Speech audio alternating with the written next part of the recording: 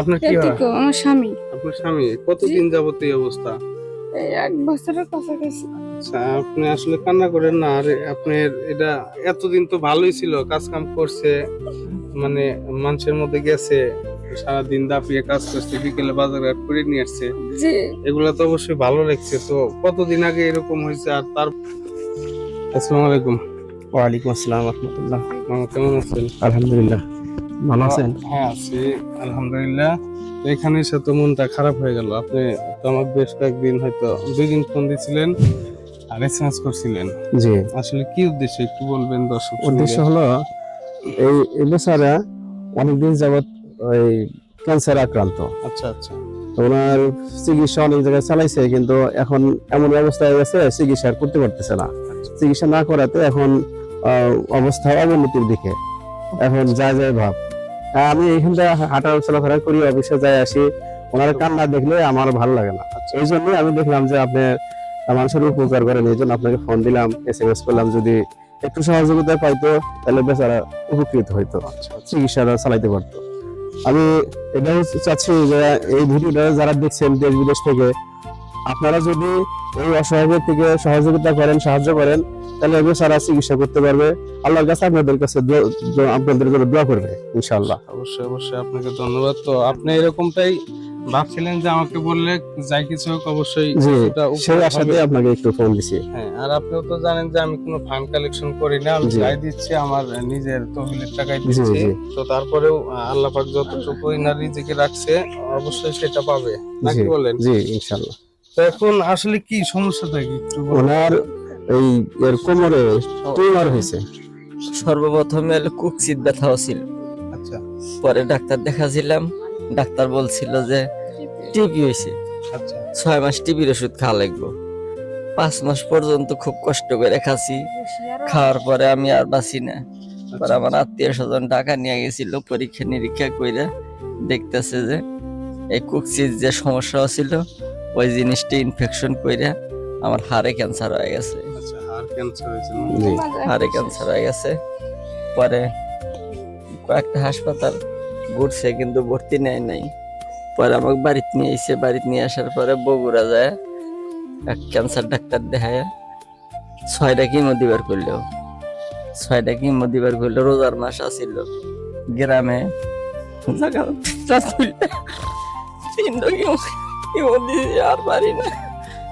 এটা কোন ডাক্তার বলছে?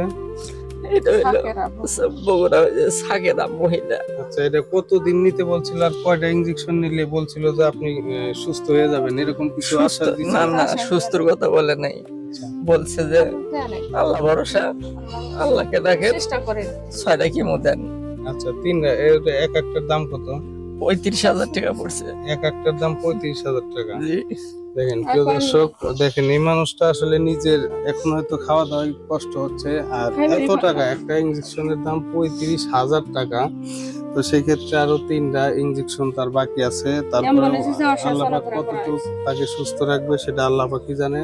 তবে আপনারা যে যেখান থেকেই দেখছেন, কাকার জন্য অবশ্যই দোয়া করবেন, কাকা যেন সুস্থতা ফিরে পায়। তো এখন আর আসলে কি অবস্থা এখন, মানে ইমার্জেন্সি কোনো কিছু? জি, এখন নার্ভাস। হ্যাঁ, ইমার্জেন্সি মাথার থেকে আবার একটু অবশ। এটুকু অবশ। এখন মানে যে রোগটা হয়েছে, এরকম ভালো কোনো ডক্টর কি বলছে যে এতগুলো টাকা লাগবে বা অপারেশন করলে ঠিক হয়ে যাবে, এরকম এরকম কোনো কিছু? অ্যামাউন্ট কি বলে নাই? বলছে যে অপারেশন করলে ঠিক হয়ে যাবে, এরকম কিছু কি বলছে? ওই সাকেরাই বলছিল যে মাঝামাঝি 6টার মাঝামাঝি অপারেশন দিতে হবে। পরে 3টা দিলাম, দিয়ে বললাম যে তাহলে ম্যাডাম, তাহলে আমার অপারেশন দিতে হবে না, অপারেশন করতে হবে না। পরে ওখান থেকে চলে আসলাম, এসে সিরাজগঞ্জে একটা ক্যান্সার ডাক্তার আমার ছোট ভাই দেখাইলো। দেখাইলে পরে তাকে জবানবন্দি দিলাম। সে বলল যে ওই অপারেশন করতে হবে না, নাকি করতে পারবে না, ঠিক ঠিক। মানে এই ধরনের একটা মানে কথা বললো। তারপরে উনি আবার 3টা টেস্ট দিল আচ্ছা, এনাদপুর। আচ্ছা। তার একটা করলাম 14,000, যেটা হইলো জিয়া এই যে আমাদের মেডিকেলে 2,000, আচ্ছা, আচ্ছা, সেটা করলাম 14,000। তারপরে আর একটা টেস্ট কেটে দিলাম, আচ্ছা। বললাম যে আমি চিন্তায় শুয়ে থেকে পারি না, আমি ওই 20-25 মিনিট কেমনে থাকুন। পরে ওইটা কেটে দিয়ে হেঁটে দিল, বললো আবার মাংস পরীক্ষা। আচ্ছা। পরে এই মাংস পরীক্ষাটার কাছে আমি যাই নাই, আমার টাকা নাই, যাই নাই। প্রিয় দর্শক, আপনি আপনার 10টা টাকা যদি দিয়ে না উপকার করতে পারেন, এই ভিডিওগুলা বেশি বেশি শেয়ার করবেন। আপনি একটা ভিডিও শেয়ার করার মাধ্যমে বদলে যেতে পারে এই কাকার জীবন। আসলে কি বলবো, আমি নিজেই ইমোশনাল হচ্ছি, কারণ সে নিজে কিন্তু দাঁড়ায় হাঁটতে পারে না, তাকে 2-4 জন ধরে। সে একটা মোটামুটি একটু ভারী মানুষ, দেখেন পা গুলা ফুলে গেছে, মানে কোমর থেকে এইটুকু, সে কিন্তু নড়াইতে পারে না। সে শুধু শুয়ে থাকে বা বসে থাকে। অবশ্যই এই ভিডিওগুলা বেশি বেশি উড়াদুরা শেয়ার দিবেন। আপনি একটা শেয়ারের মাধ্যমেও বদলে যেতে পারে এই কাকার জীবন। তো এখন আসলে আমি কতটুকু কি করতে পারি একটু বলেন তো। আমার খুব খারাপ লাগতেছে, যদি আমার অত তো অ্যামাউন্ট বা আমার সামর্থ্য নাই যে আমি একাই একে দায়িত্ব নিব। আমি দেশবাসীকে বলতে চাই, আমি আছি অবশ্যই, আপনারা আমার পাশে থাকবেন, এই কাকার পাশে থাকবেন, যেন এই কাকার জীবনে কিছুটা পরিবর্তন হতে পারে। অবশ্যই আপনারা চাইলে হবে, একটা শেয়ারের মাধ্যমে অনেক কিছু হয়। তো আসলে কি কমু কোন, এগুলো অনেক বড় একটা অ্যামাউন্ট, মামা কি বলে? জি জি, অনেক বড় একটা অনেক অ্যামাউন্ট, বড় অ্যামাউন্ট। বুঝছেন? আসলে একজন মানুষের পক্ষে তো সম্ভব না, বিশেষ করে আমার মতো মানুষের জি। সম্ভব না, কারণ আমি তো নিজের অর্থায়নে আমি দৈনিক এই মানুষকে দিচ্ছি। জি সেই ক্ষেত্রে একজন না তো যে আমি সারা মাসের খরচাটা একজনকে দিলাম, জি, হচ্ছে না তো। হ্যাঁ, তো এখন কি করবো, আল্লাহ ভরসা। মানুষ, দর্শক, দেশের মানুষ দেখি কাকার জন্য কি করে। তো আমি আপাতত ধরেন তো দেখুন তো, এটা দিয়ে এখন টুকটাক কিছু কাজ, মানে এই ওষুধ পানি যেটা না খাইলে না। কত গেল?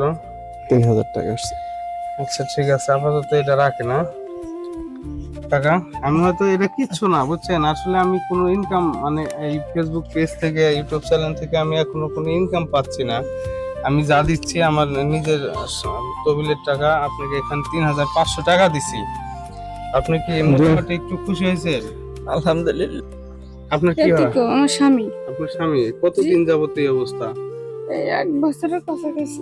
আচ্ছা, আপনি আসলে কান্না করেন না। আর আপনার এটা এতদিন তো ভালোই ছিল, কাজ কাম করছে, মানে মানুষের মধ্যে গেছে, সারাদিন দাপিয়ে কাজ করছে, বিকেলে বাজার ঘাট করে নিয়ে আসছে, জি, এগুলা তো অবশ্যই ভালো লাগছে। তো কতদিন আগে এরকম হয়েছে? আর তার বেচারা অনেকদিন ভ্যান চালাইছে, ভ্যান চালাই খাইতো। পেন্সিল রেখে আমার স্বামী ঘরে একটা গরু ছিল, দুটা পেন্সিল খেয়ে পানি গরুটা পড়ছে, বিক্রি করে গাড়ি দিছে, পড়ছে, ভ্যানটা বিক্রি করে সব দিছে। বিক্রি করে ফেলাছে। মানে এখন আর কোনো পথই আর নেই। কোনো পথ নাই চলার মতো, এই জন্যই চেষ্টাও করে পারতেছি না। আপনি মিডিয়ার সামনে আসছেন, যে দেশের মানুষ জি। দেখুক।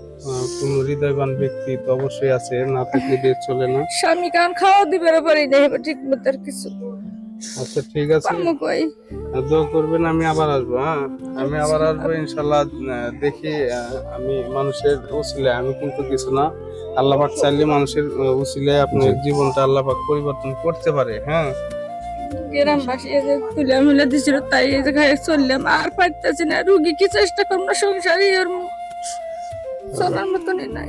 প্রিয় দর্শক, আপনি আমার এই কাকির চোখের পানিটা দেখেন, সে কিন্তু অনেক কান্না করতেছে, কারণ খুব একটাও কিন্তু বয়স না তার স্বামীর এখন এই অবস্থা। সে এখন কিভাবে চলবে, কি খাবে বা কিভাবে চিকিৎসাটা নিবে, এজন্য অবশ্যই আপনারা বেশি বেশি শেয়ার করবেন। আর আপনিও চাইলে 20, 50, 100 যে যেখান থেকে যতটুকু পারেন, আপনি মানে বলে 10-এর লাঠি 1-এর বোঝা, সবাই যদি কিছু কিছু করে দেন, তাহলে কিন্তু এই মানুষটার জীবনটা পরিবর্তন হতে পারে। তো অবশ্যই আমার কমেন্ট বক্সে জানাবেন কে কে দিতে চান। আমি তখন আবার নেক্সট এসে আমি ভিডিওর মাধ্যমে এদের নাম্বারটা আমি দিয়ে দিব। আপনারা তার সাথে যোগাযোগ করে অবশ্যই নগদ বিকাশ আপনারা যতটুকু পারেন হেল্প করবেন, আমি এই আশা রাখি আপনাদের জন্য, আপনার কাছে। তো আমি বিদায় নিচ্ছি মামা, জি মামা, আমি বিদায় নিচ্ছি। মোহাম্মদ আমিরুল ইসলাম। তো সবাই এতক্ষণ পাশে থাকার জন্য ধন্যবাদ।